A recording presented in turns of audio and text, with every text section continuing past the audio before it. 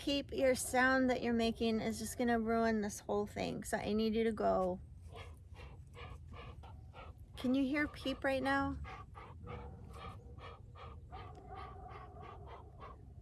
Peep is our drake, our male duck. We only have one. He's young and just figuring out the ways of life. He flirts with me whenever I come outside. When he sees me, he makes a beeline for me and he won't leave me alone. So he's on the other side of the fence and he's making his sounds, talking to me. And I just need him to go hang out with his own people because I'm trying to do a video right now. We might have to move to another spot because I don't think I can take it. I mean, it's all fun and games the first time or two, but now it's every single time I go outside. Okay, he's walking away. Is he gonna keep walking? No, he's coming back. It's relentless. Peep.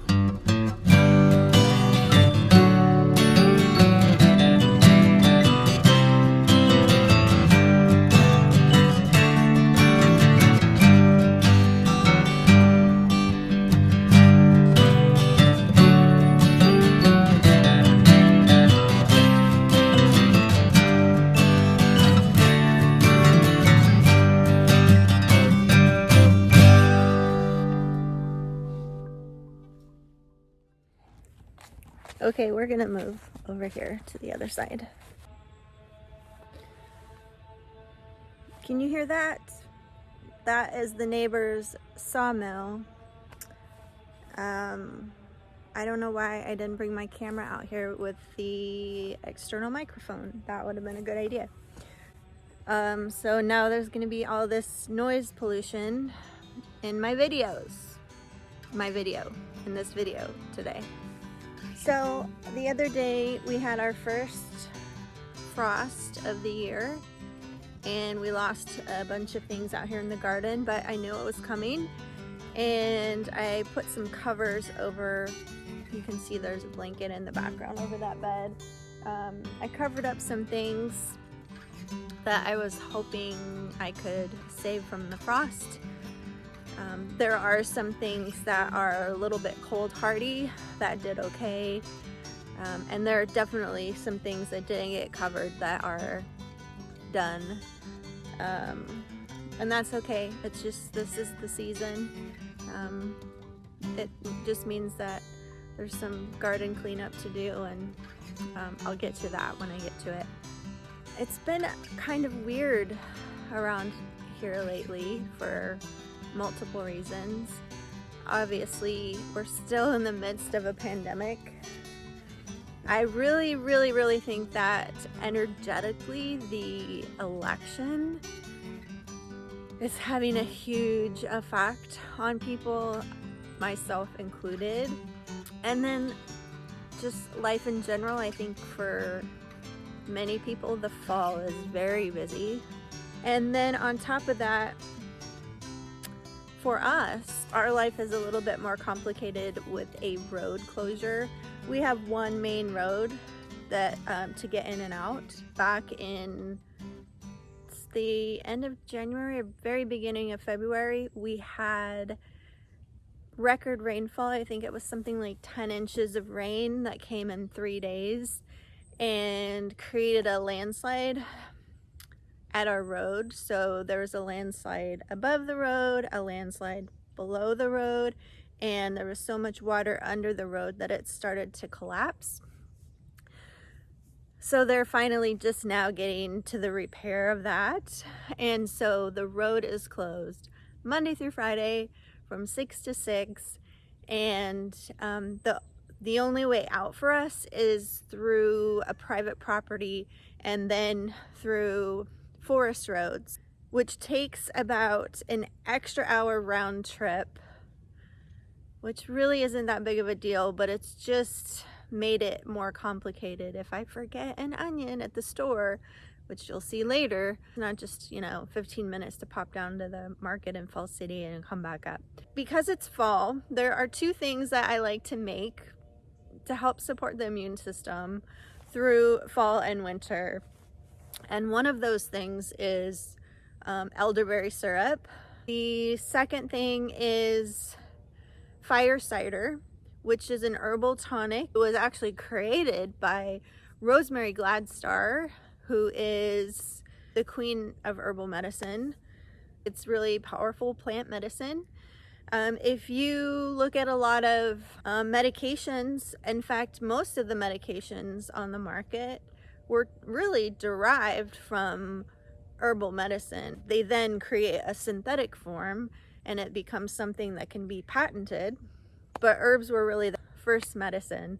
Fire cider is essentially herbs, garlic, onion, and pepper in an apple cider vinegar, and then that is mixed with honey and taken at the first sign of cough or sniffles.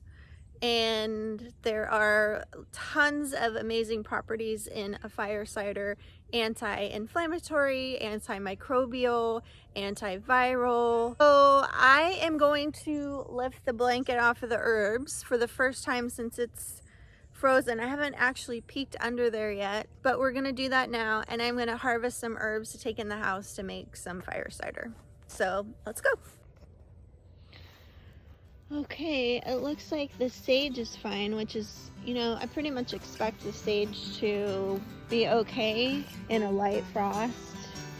And I really think it just got down to right about freezing. The parsley looks perfect. Also the rosemary I would expect to do okay.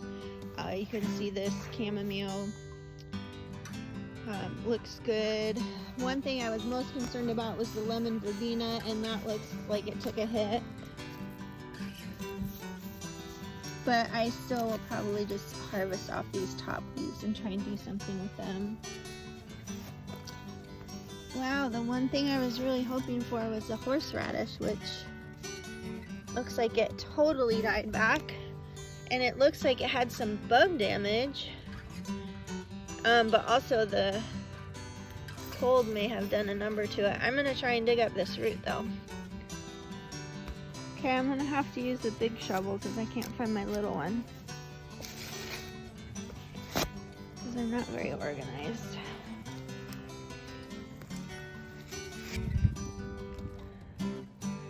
There's some horseradish root with a lot of soil on it. I'll clean that up and we'll use this for fire cider. So we'll get some rosemary, we'll get some thyme,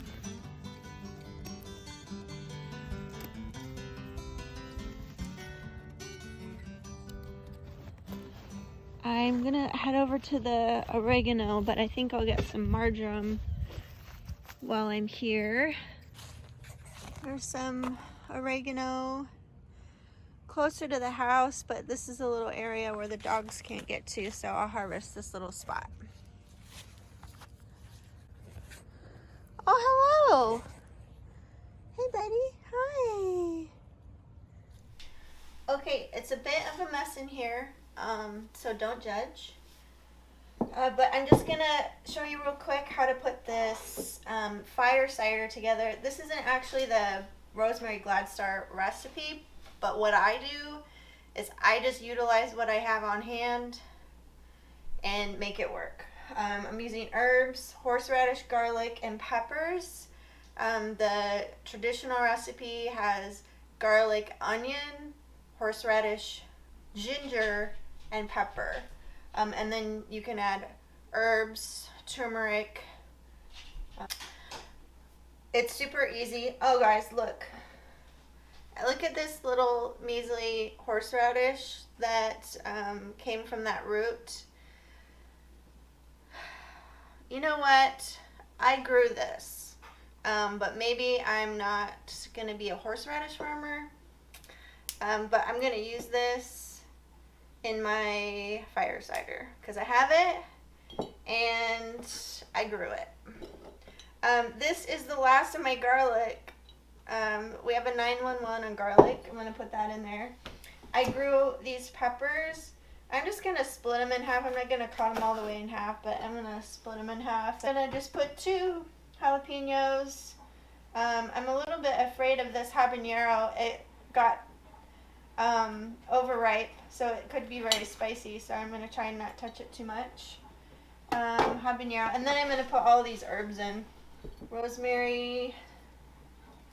I'm not gonna put the big woody stems in, but I will take the green off of it and put it in. That's all good. Oregano, I'm just gonna pull off. Marjoram, it's pretty tender, so I'll just throw that in there. Oh, we can't forget about the thyme. I'm just gonna smush it all together and throw it in. This is a 24-ounce jar. Why not? More thyme, more oregano. There goes Solo's coffee. I knew that would end up in a video eventually. Solo, if you don't remember, has a heart condition and it causes her to cough all the time. So if you ever hear that in the background, that's what that is. I just kind of want to fill this jar about 3/4 of the way full. And if you want the actual recipe, just go online, and if you start punching in Rosemary Gladstar, the fire cider recipe will probably be the first thing that comes up. So this is really herb heavy, but that's good. And there's a lot of healing medicinal properties in the herbs. It'd be great if there was more garlic, but I can still do another batch later. Now I'm going to take my raw apple cider vinegar. It's a brand new bottle. And I'm going to pour it in over the herbs, garlic, peppers. And I want to cover it. I want to cover, that's the whole jar. I'm going to put a lid on this. So what you want to do is you want to leave this out on the counter for about 3 to 4 weeks, then strain it out. Then you can add some raw honey. You can warm the honey a little bit. If you have raw honey, you don't want to heat it too much, or you'll kill the beneficial properties that are in the raw honey. But what you want to do is you add the honey to taste. So you can add a little bit of at a time until this concoction becomes palatable to you. Another thing I like to do with this, because it's spicy, sweet, vinegary, it's kind of a fun thing to add to sparkling water. This is something that you could even add to a cocktail, dare I say it. It is supportive of your immune system, so it's a good thing just to have, you know, a couple tablespoons as you feel something coming on. And you could even take, you know, a couple tablespoons throughout the day, maybe 3 times a day. Okay, so here's my disclaimer. I am not a doctor. Please consult with your doctor or healthcare practitioner before implementing any new healthcare protocols into your life. But I just wanted to share this herbal remedy for cold and flu season coming up, and I hope you give it a try. I'll put the link for Rosemary Gladstar in the description. Thanks for watching, and I will see you again.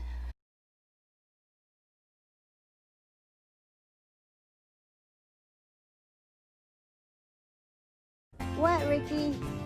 What are you killing now? Ricky? What do you have? What are you killing? Why are you crying at me? Anti-inflammatory, antiviral, antimicrobial. I'm sure there's more than that. I just can't think. Ricky! all this stuff out of the way. Edit, edit, edit.